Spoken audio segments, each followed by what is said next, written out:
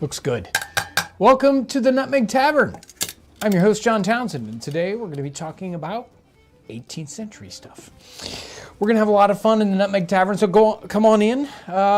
It's definitely one of those days when we all need to take a chill pill, relax, come sit by the fire. I am joined behind the bar by Ryan. Hello. Say hi, It's Ryan. good to be here today. There he is. Hello, everyone. And, you know, things can't happen unless there's something technical happening on the other side of the time vortex, and Aaron is taking care of that for us today. Hey everyone, happy Friday. Glad to be here. You can see how as it goes through time, it like messes up the picture. I like the way that works out. So, as I was grinding on the nutmeg just a few minutes before, 'cause I had to get a little extra in my cup before the show started, and I was looking at the nutmeg here. If you've ever ground into a nutmeg, too bad you can't see it here, but it's got these little lines all over inside there. And the nutmeg is a very strange looking little thing.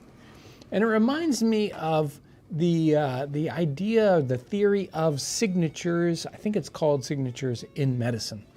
Having to do with the way the thing looks helps that particular part of the body. And I was thinking how the inside of a nutmeg kind of looks like your brain. And it must be that nutmeg is good for your brain. So I'm going to add a little bit of that. Okay, here we go. That seems like a sound theory. I support you. It works for me. Yeah. I feel smarter already. Do we need to talk about anything before we jump right into the topic today? Oh, no, we don't need to. No, certainly not. What about the last video? What did we put out? What was the last video that went up? The last video was Brandon making a wallet. Man, that wallet was cool looking. I don't know what you guys thought about how it looked on the screen, but I went into the German kitchen the other day, got to clean the joint up because somebody just trashed the place. And there it was sitting on the table. I thought, man, that is a cool looking wallet. Yeah, that was awesome. He did a tremendous job on that wallet. Hope you guys enjoyed that content from Brandon. Thank you, Brandon. It's always tricky when it's like, well, what's the topic of this live stream? Because, I mean, we could talk about all kinds of crazy things.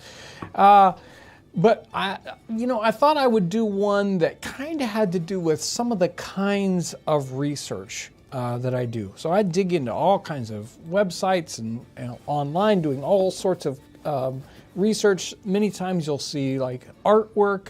But today I thought we would go in and look at images from a particular museum. This museum that we're going to be looking at, the images, the material culture, things that they've got in the museum from the 18th century is the Metropolitan Museum of Art in New York.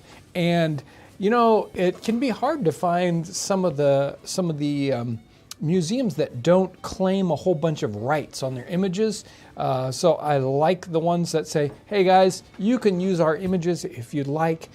So a big thumbs up and thank you to the Met for having many of their images available to us to use on something like the live stream without sort of, it's like, oh, I hope they don't catch us using their image on our live stream. The Met's really cool, along with the Yale Museum for British Art. That's one of the other places that I use. Again, one of those places that lets you use their images. So let's dig in and now these aren't in any order, right? These are just cool images I saw that I said, hey, these are the kinds of things that I think are fun in the 18th century. Hey, real quick, someone keeps saying, or people are saying it's good to see the whole crew. I was just thinking, when was the last time we all three were here?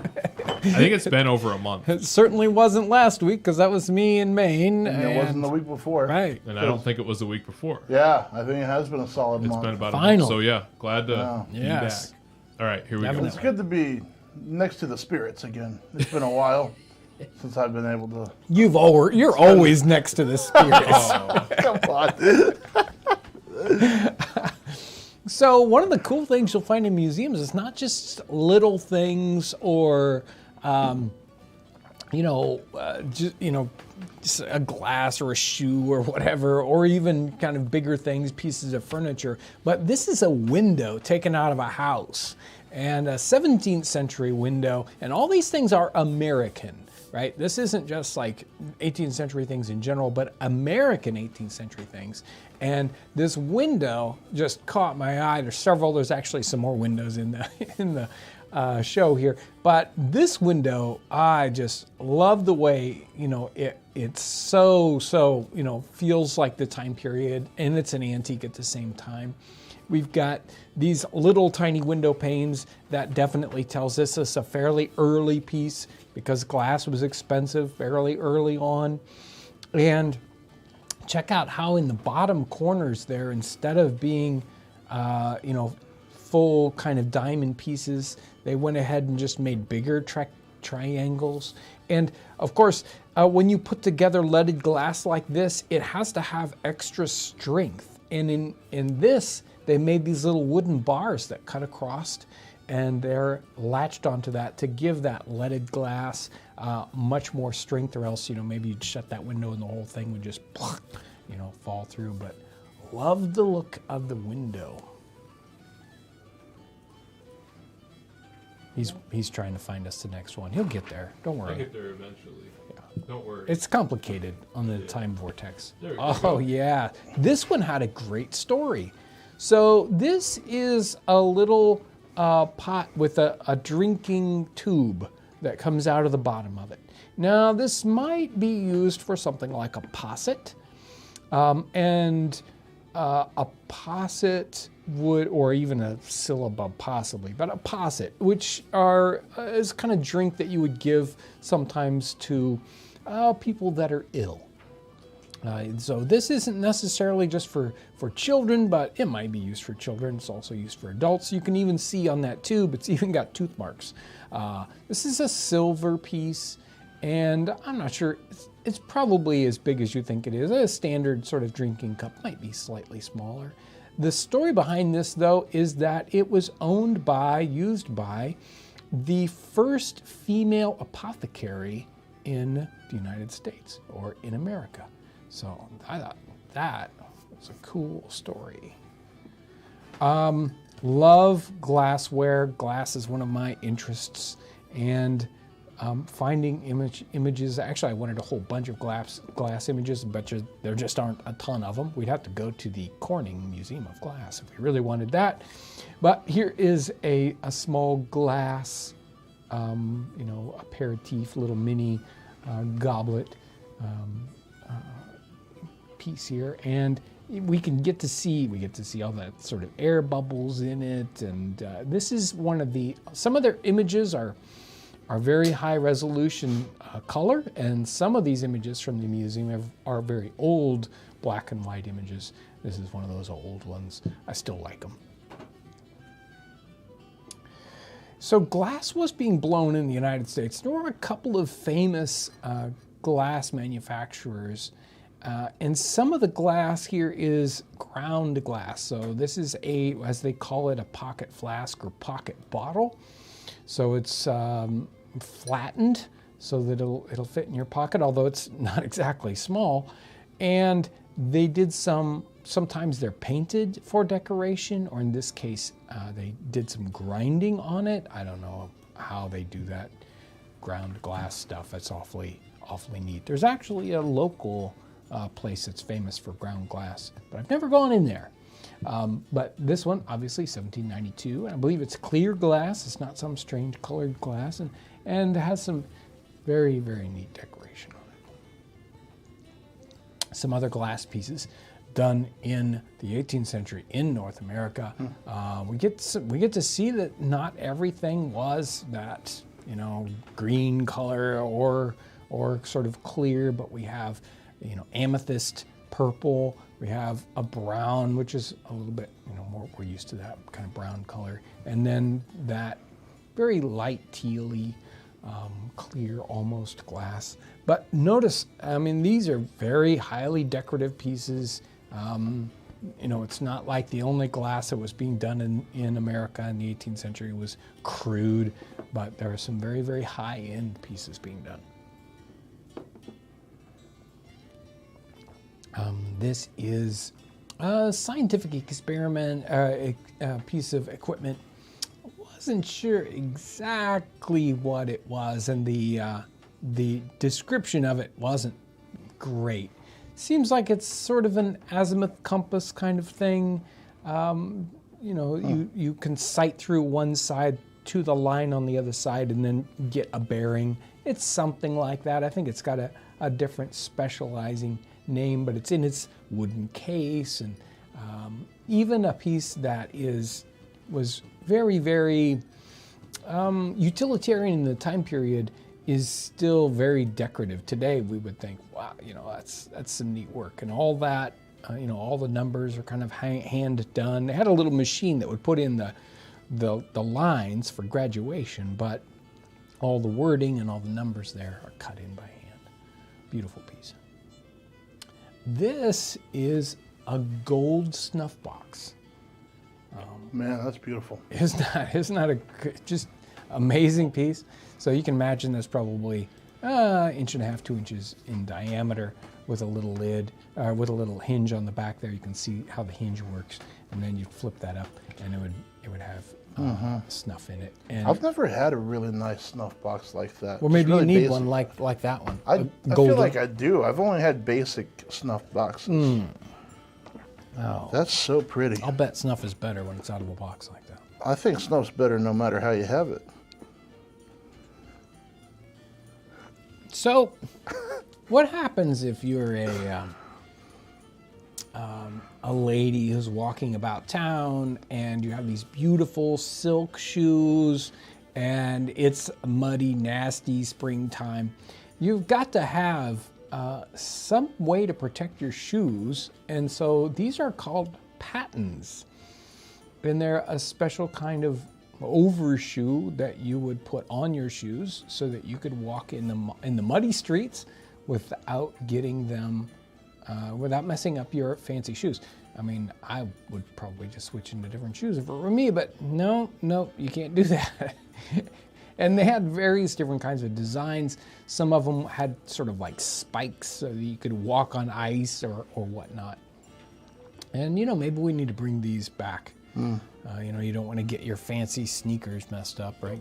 And so it's like you put these on and wear them into work. That's true. I was at an outdoor event on Saturday and it started to rain and I was wearing new sneakers and I thought, if only I had some clogs.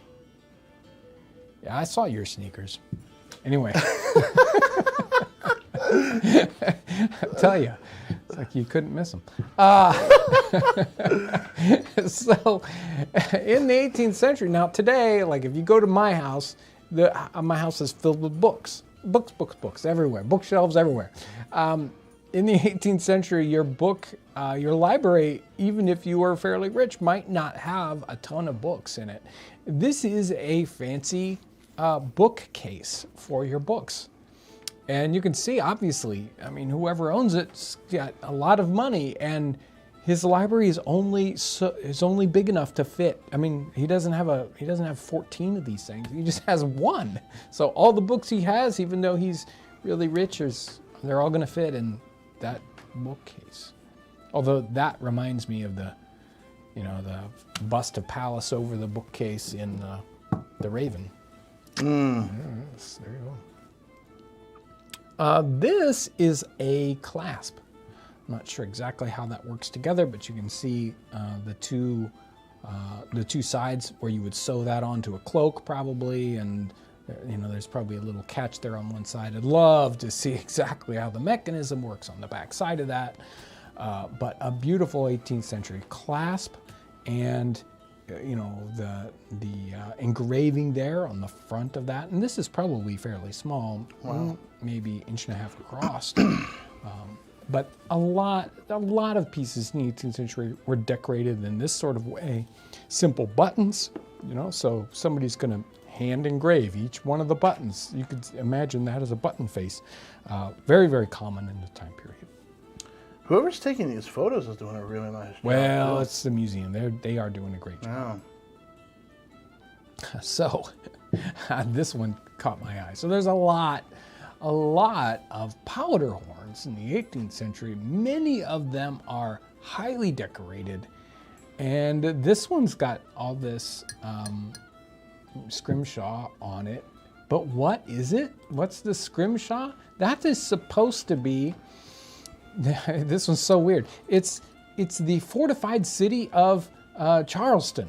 There on that powder horn, which is like a very odd topic to sort of put on there. Sometimes you'd see hunting scenes or words or even a map or something, but here it's sort of like a cityscape. You know, we're gonna put this, what the town looks like on here. That's interesting. Yeah, interesting is the word for it. So remember when we had Brandon and he did the brooch in silver, and this is an 18th century brooch. Same sort of weeping heart design there, and sort of probably a very similar design or, you know, catch basis. These are little garnets, I believe, around the outside of it. There's one missing. Poor guy missing his garnet. But I was taken back by how an extraordinary similar design to the one we did on an earlier episode. Hey, John, how about I jump in here and Yes, get go some for it. super chats? Do it. Well, the first one is buried, but it was, I think Aaron already read that. Is that right, Aaron? I think it was the one that said it was nice to have everybody. No, I was just saying people had been commenting. I haven't read any super chats yet. Well, that was the first super chat, but for some reason it's gone now. Thank you for it. I did read it. Super chat. What is going on with that That's gone, man. But the next one is Denise Maloney Piran. Awesome pictures and great to see all three of you. Cheers. Ashley the Count, glad to have all three of you back in the tavern today. And Heather Torre, these are very special items. Thank you. Museums are so important in safeguarding our treasures. So that's what we have in Super Chats. And it looks like Derek Temple is a new member. So awesome. Thank you so much for that. Thank you, Derek. Hey, before we go further, let me jump in and get Patreon, the new Patreon folks. So I try to get to them every week, last in Townsends Plus and PayPal. But of course, last week I was on location and didn't have the name, so we'll catch up as best we can. Patreon, Rebecca Stewart, Dino, Johnny Grewald, and Joanna Lee Gilbert, and Molly Reffler. Those are the brand new Patreon folks. We got a couple of old standbys that come back into PayPal every once in a while. Christopher Ford, thank you, and Jeremy Skidmore. And Jeremy Skidmore put a note in. He says, last winter when the power grid in Texas went down, my ex-wife used pemmican and journey cakes to keep our daughter alive. Wonderful.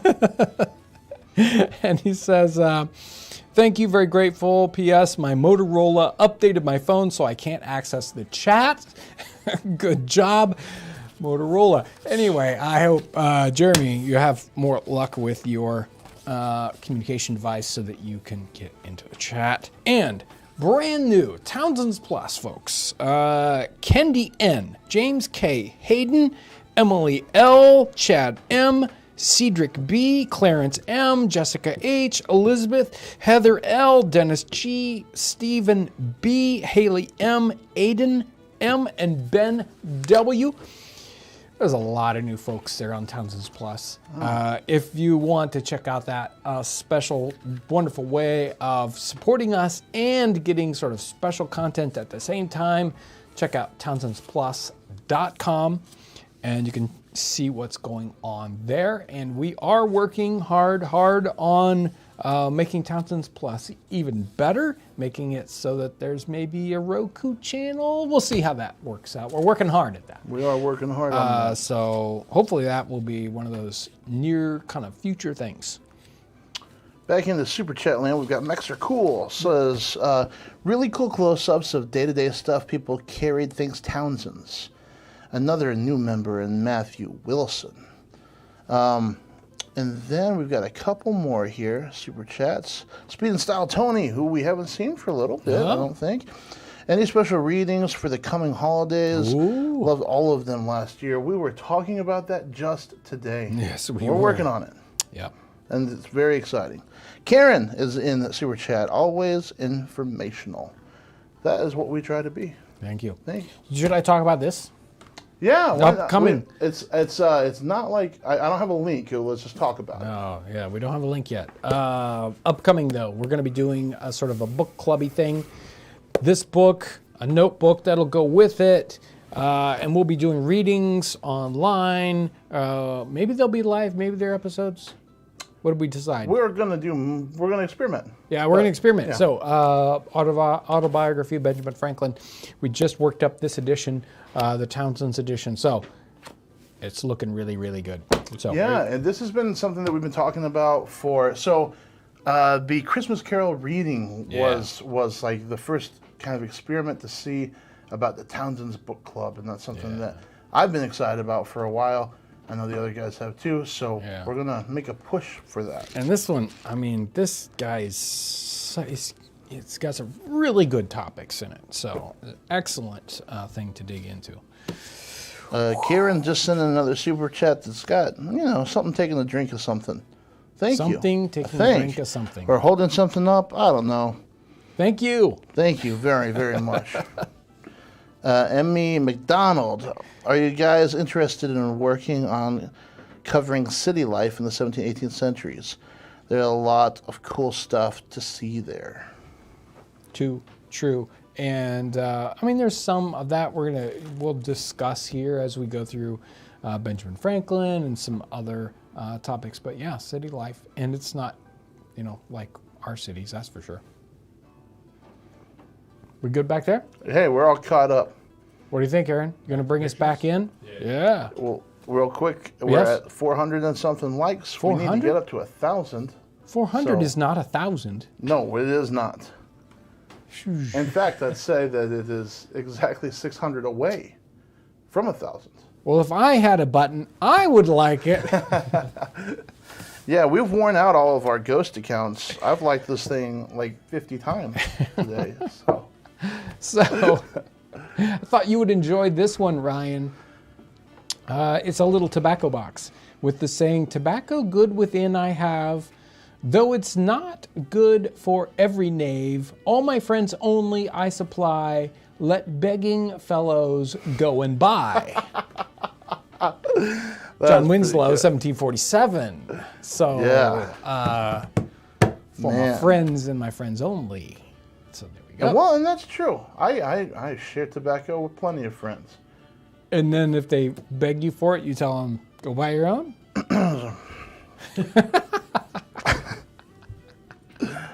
But actually, other than the little saying on the top, a very, very simple little tobacco box. Probably. I like that frame around it too. That's neat. Yeah. And I wonder if they made multiple ones with the saying and then just left the space and then you put your name below or not. That's interesting. Yeah. I think that keeping that, so a single lined frame, that's one thing. Yeah. But a double lined frame in keeping the distance, from line to line all the way across there, that takes some doing. Right, and it even looks like the interior one's a little darker, a little deeper. Yeah. So it gives you a matted picture kind of thing going on there. Neat job. Yeah, 17th century. So I don't know if you guys saw any of the pictures. If you last week I talked about the furniture maker up there in Maine, and there were some pieces in there. There's a piece later on there, but the furniture was just gorgeous. A modern maker of making period-ish looking pieces or period pieces. This is a 17th century box, probably that held linens, blankets, such things. And just, beautiful decoration on it, gorgeous furniture. They might not have very many pieces of furniture, but, the few pieces they have, they wanted to show off what they could. And so they would have, something that was decorated like this. So, miniature art, we've talked about miniatures in the past. This was fun. It's like a whole family. And all the kids ended up looking alike. Whether they I mean, the question is does the artist always draw the same person, or are they all like that? But miniatures of children are neat, and that idea, maybe you've got a wallet and you've got snapshots of children that are in it or relatives, and you can imagine this family, and as their children get to about this age, they have a miniature done so that they have a way to show off their children to other people. I think I'm the worst father. I've never carried pictures of my kids. You Never. shouldn't have admitted that. Now all those people are going to know.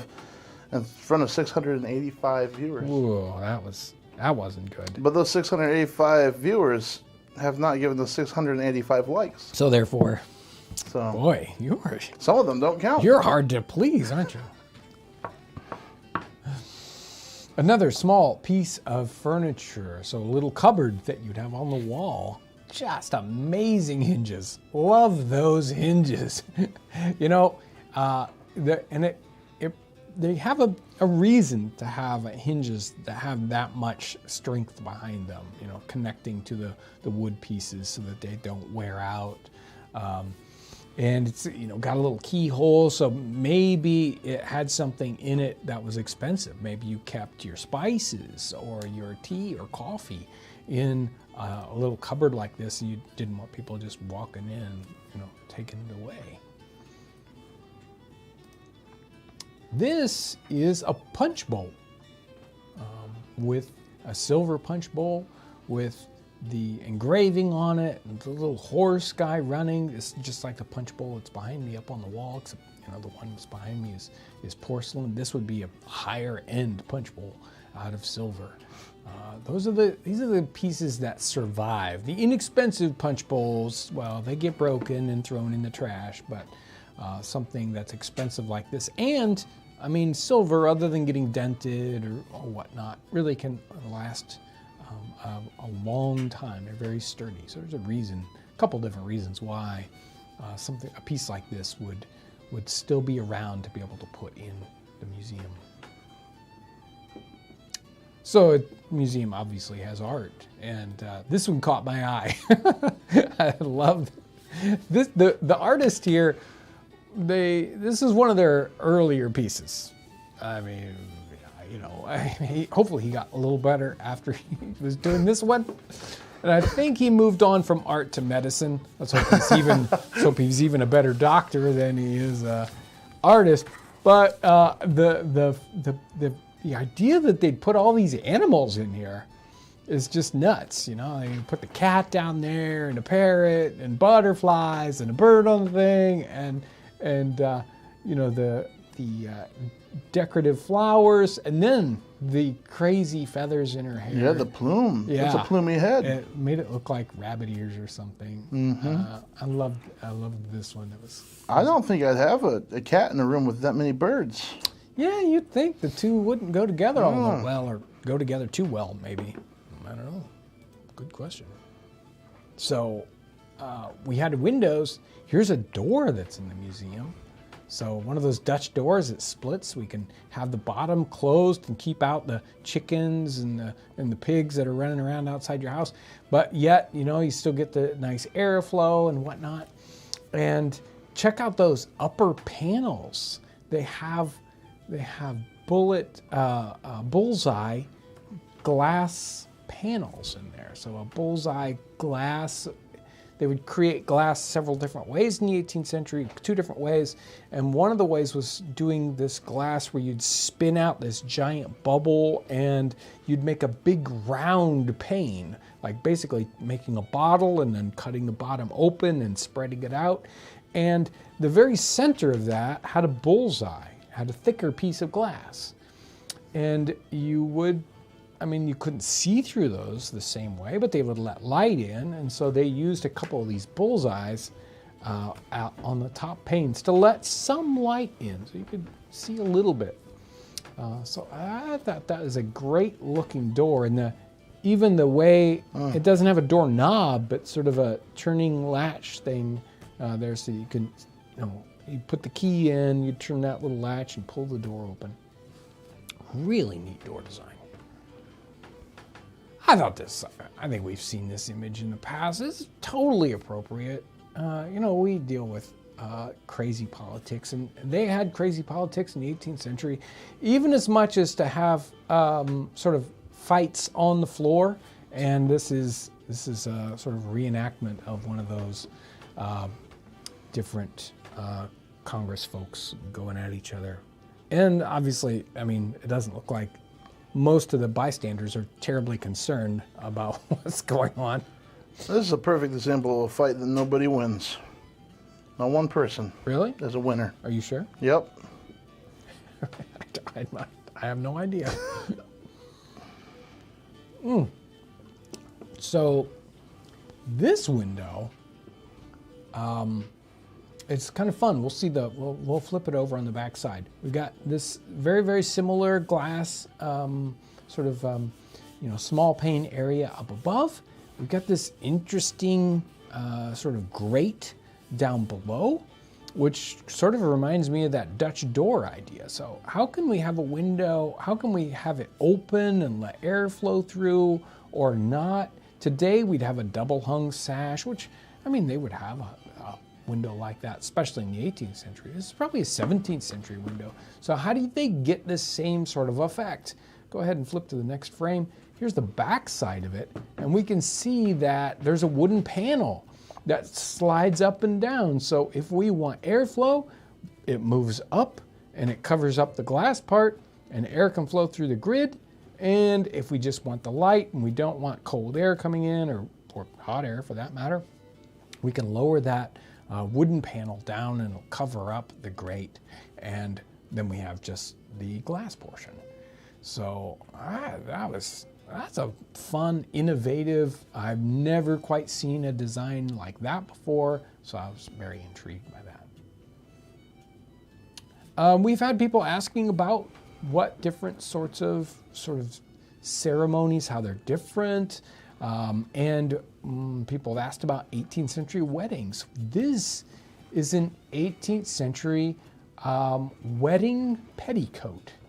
So this was made especially for a wedding, and this quilting that's going on here is all done by hand.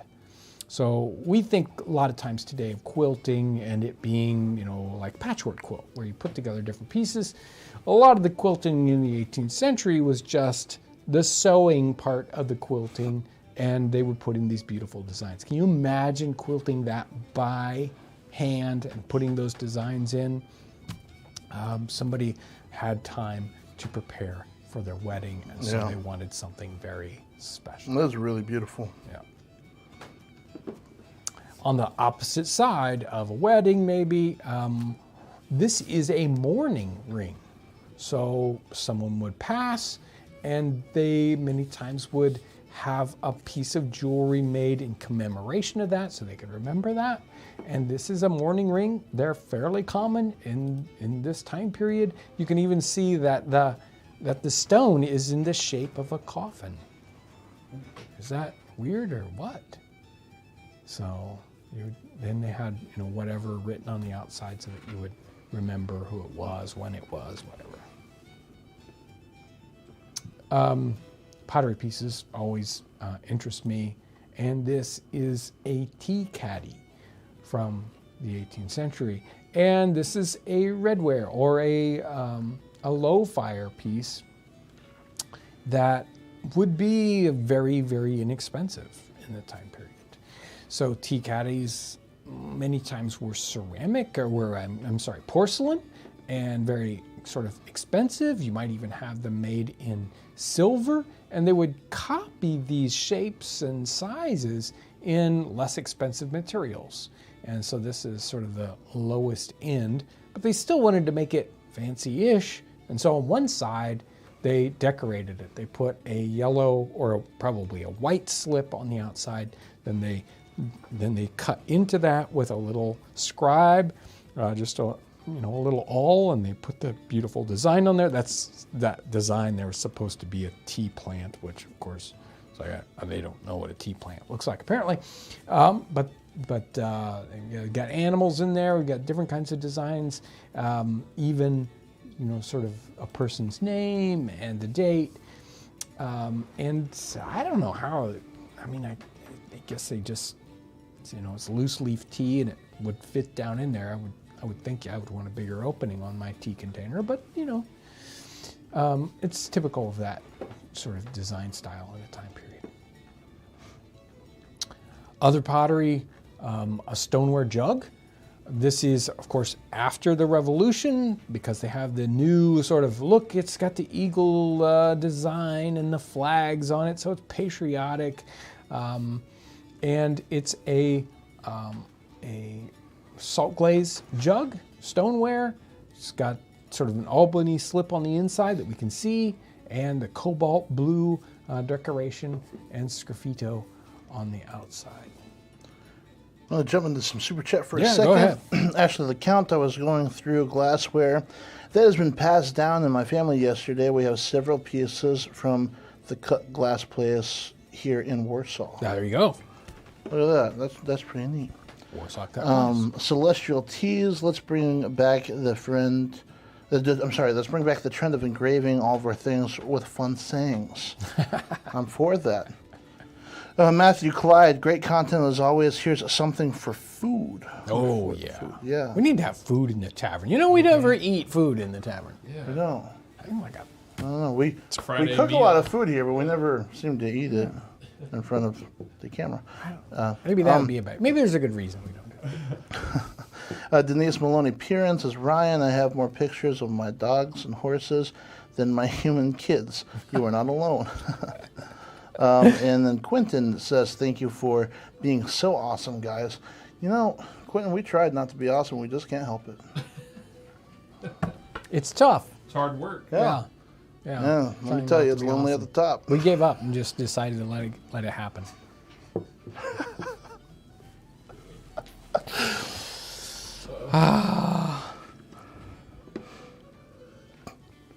You done back there? Yeah, so done. You were so done. I just have a few more pictures. Oh, Deborah just sent one more thing in, Yeah. so thank you, Deborah. No comment. Oh, thank you, Deborah. Another one of these redware, low fire, inexpensive sort of pieces. Again, they're trying to look like some of the more expensive ones. So it's decorated. We've got multiple colors. We've got this redware, this clay that's underneath that's red and inexpensive. And then they put a white layer on top, and then they cut through that. And then that wasn't enough. But then they put these splashes of green underglaze, done with copper probably. And then they glaze it over with a nice lead glaze. That's the reason why it looks yellowish here. It's because the lead glaze is yellowish as it goes on. Although, lead glaze really, it works well. Other than poisoning people, it works really well. I'm telling you, it's good stuff. Okay, so this reminds me of some of the pieces that the furniture maker there in Maine was making. Just absolutely gorgeous. Apparently the maker of this one is, his name was John Townsend. Oh. Isn't that? There are too many of those in Something. the world. I'm starting to get them confused. Yeah, I'm wishing I had the talent to do a piece like that, because that is beautiful. And I think this is our last one. This is a nutmeg grater from the 18th century. I don't have the picture of the interior, but what happens here is inside this sort of tube is another tube that is with the rasping, pierced metal. So inside of that is another tube so you'd open it up, and there would be a nutmeg that sat on top of this little grater tube. You'd pop both of those out, then you could scrape your nutmeg and then put them back into this. I think it's a great little design, and obviously beautifully engraved, undoubtedly a sterling silver piece. And you can imagine it's probably 3 inches long and 3/4 inches in diameter. We need it. Yep. Yeah, tell me about it. We sure Beautiful. There we are. Yeah. So a couple things to read that are not super chats. One person was wondering, I thought this was funny, how many times a month do you accidentally drop your nutmeg into whatever you're scraping it into? I have done it, but not too often. I have enough practice that I really don't do it very often. And so somebody else asked if we have thought about doing any more videos with Simeon England. And the answer is yes. He has had a lot of just like really great personal things happening in his life, and he's been very busy. Yeah. We have kept in touch with him. He's doing very well, and we would love to do more videos with Simeon. And no, I do not only read questions if you pay me to. I do try to keep them on topic as best as I can. Yeah, we have a lot of questions, whether they're super chat, and we can't always get to, other ones, but we feel like we definitely have to read the super chat ones, so that's what we can do. But now's your time. Jump in. Go. People really want us to carry that nutmeg grater. Yeah. Well, I'll have to find a silver. What's in it? What's in it? Yeah, that's a lid at the top, right? Right. You take it off. It's a little, tube, and inside is another tube inside that's got this kind of material on it. And you pull that out. Right, of it? and that would just that would come out. So you'd have the nutmeg that was loose in there, boop, and also the little grater tube. John, would you accept the title of the Nutmeg King?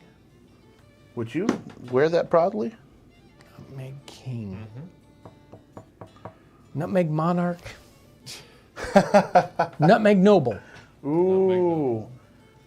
With the alliteration. You guys work on that. I say you take it before someone else does. Right.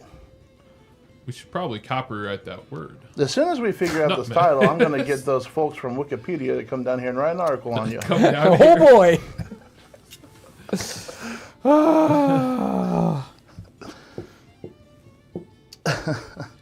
Another collab with Max Miller.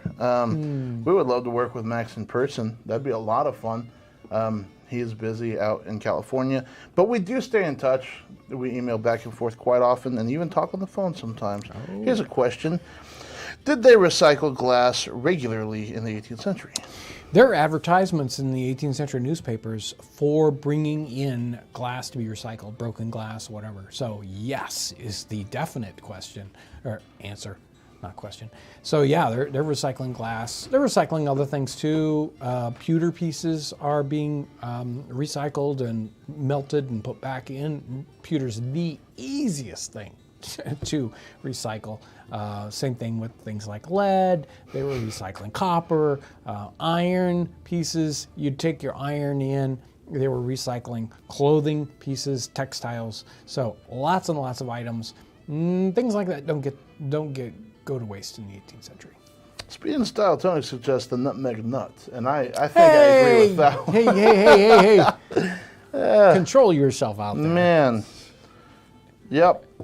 So, is there any other... I don't see any, questions coming in, folks. Do you have anything else to talk about, John? Ryan, tell us about your new song. Well, I wrote a new song. It's called Ranger Tattoos, and you can find it on Spotify and Apple Music and anywhere else. Ranger Tattoos. Ranger Tattoos. There you go. Check it out, guys. Go listen. You can also follow me on Instagram at Ryan Kerr Music. Soon playing in a city near you. Did 18th century people use sun-powered ovens, like a box with a glass top or a metal to reflect the sun? Not for cooking. They're using, frames, warming frames for gardening purposes, but not for cooking that I know of at all. I don't think there's a way they could really, kind of concentrate that enough in that case. Oh, I did forget about this. It's in Super Chat from Terry. John Townsend, the Nutmeg Necromancer. I forgot you were coined that by... You don't like that one? Yeah, it's got a creepy connotation, doesn't it? Yeah, that's the Halloween name maybe, but maybe not for daily use. So this is a great question. How did they feed babies aside from nursing? I wish that we had something to show folks. Yeah, we have one. We have a reproduction in our collection someplace, but our collection is all scattered and in weird places right now. But they had little sort of baby bottles, sort of like that posset cup, but smaller, and they would have a little like bulbous end to it so the child could sort of get a hold of it. And many times they would make that out of lead, so they could really grip it. So yeah, they had little special cups for children. So super chats coming in. What's your favorite episode you've ever done? That one's really hard to answer. But there's John, some that I think if we kind of connect with any in the last year or so, I think the morel mushroom one was one that was just like, whew. And videos like that, they're easy to do. You're excited about it and it just happens. And so those are great videos. But I think Crimson Bond, just as a... Okay, Robert Green says Emperor Nutmeg. That one's very lofty. Yeah. Did people celebrate Halloween? Not a lot, but that's probably there are some different cultural contexts or places or particular sets of people that might be more interested in that in the 18th century than others. The whole Gothic concept is just starting to happen in the late 18th century, and sort of Gothic tales. Just the very seeds of that is happening in the late part of the 18th century. So Halloween, I don't know. We have some more stuff in here. I'm just kind of sifting through them as I go. Phil is in Super Chat. Great to see the trio back together, and send a menu when you start serving food in the tavern. Sure will. A-Bomb3601 sends in a Super Chat without a comment. Thank you. I missed something good and I can't find it now. Somebody's asking if we have any interesting new recipes coming up. I don't know if you've got anything. There's one that I'm working on that I'm really excited about, but I don't want to talk about it yet. Yeah, it's a secret, apparently. Did you see the John Townsends? Yeah, I'm getting there right now. So Deborah says that I messed up on my last Super Chat just now. Meant to say that it was a coin for the barkeep. Yes, it was. Thank you so much, Deborah. John Talley, can you elaborate more on the book club thing? It sounds awesome. So essentially, John, the idea as of right now in its like infant stage is that we'll come out with books and we'll be able to print them, and you guys will be able to follow along. And we want to have little book club notebooks that you can make notes in along the way as John goes. They will probably be live streams, but they might be videos. We haven't really nailed all of that down yet. We're going to experiment some to see what works best. But it is going to be a lot of fun to go through historical books with John. You'll get to hear some of his insights as well as just hear him read to you like we've done in the past. I'm excited by it. I think it'll be fun. I think, man, does that catch us up? One just I saw fired one. in. So Addie says, love this channel, very unique and always enjoyable. The brick making video is still one of my favorites. And if you've got one, go ahead, Aaron. I don't see it. Somebody was saying, winter's coming. What's going on with the roof? Oh, yeah. What roof? Help! We need a roof bad. Let me tell you. That is one of our hot projects in the next month. So do you remember when we were racing the season to finish the cabin? Yeah.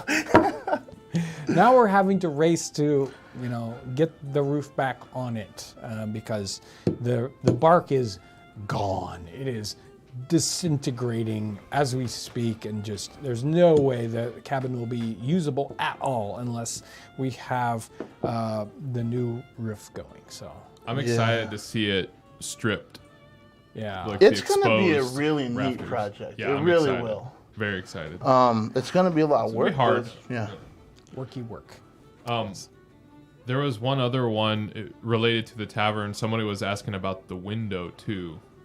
If that's something we're ever gonna, the pictures of the windows from the museum. Cabin. They were like, what about a window on the cabin, that style? Is that something we've... Well, we've talked about doing something like rawhide or something primitive like that. Yeah. We've never talked about glass Yeah. fancy window on our not fancy cabin. but- Right, and sometimes, you know, that window that we saw that had the sliding panel, they would do something like that, except it just didn't have anything in it. It was just open air. So, you know, it's like, well, it's cold out, close it. We don't see anything. It's warm out, we want airflow. They'd slide it to one side and the air would flow through, and there was no glass at all. So it's, you know, does a cabin like that have glass in it? If we look at the 1811 inventory at the fort at Fort Wayne Trading Post, which was kind of like Nowhereville, the kind of houses that it would have would be just like that cabin. They did have some panes of glass for sale, so it isn't totally out of the realm of comprehension that a cabin would have some glass. They probably would have moved it to their house when they built it, but they may have put some glass. And I think even in the bark covered house, he talks about glass. I think so. Somebody in Super Chat says, yeah, Haley says, you guys have been a refuge for this crazy world. Thank you for all you do. Crazy world? I don't understand. What? Thank you so much for that, Haley. And another one just came in that says, who built kilns and stoves in the taverns? Were these masons or were they called something else? Good question, and I'm not sure exactly how to answer that. Probably just straight up masons doing fireplaces. And, there are some, especially in Europe, Northern Europe, they would have these big masonry heaters, stoves, great interest of mine. And those kind of, I think, had special builders to do those, not just straight up, kind of fireplace folks. But here in North America, you're going to be using probably just a standard mason, and doing fireplaces going to be something he's very, very, that's what he does, right? So there's a really cool comment here that says, how about the blacksmith making leatherworking tools? And that could be a really cool series. Because Brandon was first a leather worker, then blacksmith, and I will talk to him about that. I think that's a great idea. Other materials used for roofing, John, other than bark? Yeah, so other than bark, they're going to be sometimes tile in high-end spot. You've got the shingles, which are the most, wooden shakes and shingles, which are going to be the most common ones. You'll also see ones that are just boards, so long boards being done, sort of like we would do, siding on a house. You do something like that for your roofing material. And if you're someplace like St. Augustine, they had flat roofs, which were sort of like a concrete kind of material, tabby, that they would put down and have these sort of flat roofs, but those are, in those warmer locations. So multiple different kinds of roofing materials, sometimes even thatching. As late as the 19th century, we see in the bark covered house, he talks about a thatched barn. So they're still doing some kind of low end thatching all the way into the 19th century. Okay, it's about time to be done. Keep your eyes peeled for the Townsends Book Club information that we will be getting out there. And I'm done. Thank you. Wow. It's been a crazy, wonderful Friday. So thank you guys for coming into the Nutmeg Tavern and, spending time with us as we just, chat away, have fun, have some drinks, have tea, and all that good stuff. What number did we get up to, Aaron? 755, but that's more than the amount who are in here right now. I'd say that's good. Yeah. Yeah. Anyway, we can't always hit the Townsends. I mean, it's kind of impossible to if there's not that many people in here. I don't understand this thought. I don't see that there should be a real problem with this. Oh, goodness gracious. Thank you, folks, for doing all you do for what we do on the channel. We can't do it without you. Patreon, PayPal, Townsends Plus, merch. You're in there with Super Chat, and you're commenting on the channel, watching the videos. Every single one of those things makes a massive difference to what we do and what we can do. You make it happen. Thank you so much for coming into the Nutmeg Tavern today, and I hope you have a wonderful evening. Thank you, Aaron. Thank you, Ryan.